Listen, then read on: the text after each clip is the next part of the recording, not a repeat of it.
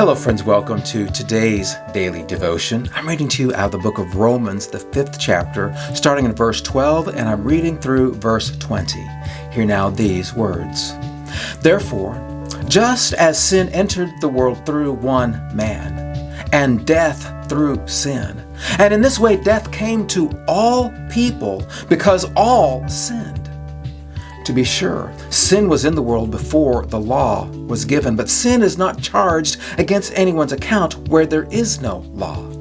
Nevertheless, death reigned from the time of Adam to the time of Moses, even over those who did not sin by breaking a command, as did Adam, who is a pattern of the one to come. But the gift is not like the trespass. For if the many died by the trespass of the one man, how much more did God's grace and the gift that came by the grace of the one man, Jesus Christ, overflow to the many? Nor can the gift of God be compared with the result of one man's sin. The judgment followed one sin and brought condemnation, but the gift followed many trespasses and brought justification. For if by the trespass of one man death reigned through that one man, how much more will those who receive God's abundant provision of grace and the gift of the righteousness reign in life through the one man, Jesus Christ? Consequently, just as one trespass resulted in condemnation for all people, so also one righteous act resulted in justification and life for all people. For just as through the disobedience of the one man the many were made sinners, so also through the obedience of the one man the many will be made righteous. The law was brought in so that the trespass might increase. But where sin is increased, grace increased all the more. Now, did you understand all that Paul was saying here? Let me see if I can summarize it very succinctly. Paul is giving us a comparison between Adam and Jesus. Adam being the first man whom God gave the opportunity to either choose to obey or choose to disobey, and he chose disobedience. Therefore, he trespassed against God. He broke the one rule that God had given him. Don't eat of the tree of knowledge of good and evil.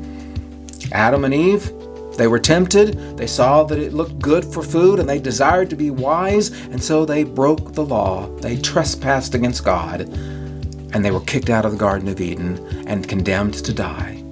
And every human being ever since has been stuck in that same we are condemned, we're gonna die situation. That's the Adam side of the situation. But over here is the Jesus side of the situation. For you see, God had a plan. Even when Adam was messing up, God knew that his son was going to be born into the world to redeem us from Adam's sin, Adam's trespass. And so God set the stage for Jesus through this guy in the middle.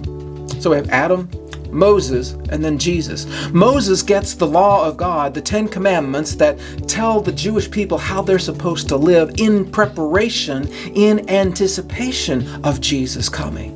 And when Jesus finally arrives, Jesus lives the perfectly sin-free life. He breaks no commandments. He trusts fully in his heavenly Father, and he lives the perfect life, and he pays the price of our death that Adam caused.